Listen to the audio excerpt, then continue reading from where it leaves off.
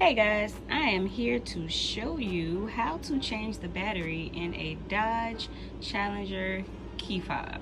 Okay, so I have already removed the key portion of the fob. All you do is push this little button back and then it automatically releases from the key fob. You also use the key fob to open, you also use the key that comes with the key fob to open the whole key fob all together. You stick it in there, turn it at a 90-degree angle like this, and it opens fairly easily. And then you're gonna open the key fob and it looks just like this. I have purchased your Energizer 2032 lithium battery. There's 4 in a pack. I got it from my nearby Dollar General store. Very convenient to have in your area. I have already pre-opened the pack. Sorry guys, I'm working with one hand, but we gonna make it do what it do, baby.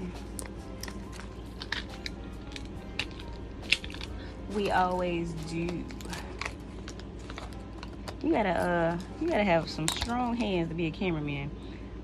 Okay, so your battery looks like this. See how it says CR 2032 Energizer 3 volts? Okay, so this is the plus sign of the battery. Okay, so what you're gonna do is put the plus sign of the battery in the fob like this. Stick it in upside down. It's gonna be pretty hard to do this with one hand, but I'm gonna make it work. Okay, yeah, sorry about that guys. Okay, you're gonna stick it in there. It fits like this. Make sure it's upside down where the plus sign is facing downward, and then you're gonna close the fob back up. Okay, it snaps back together easily. You might have to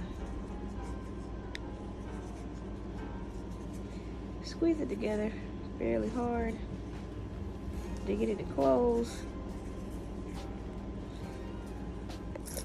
Okay, so we finally got it closed.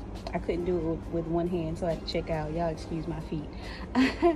So make sure you close the fob up completely, and that is when, now is when you stick the key back into the fob.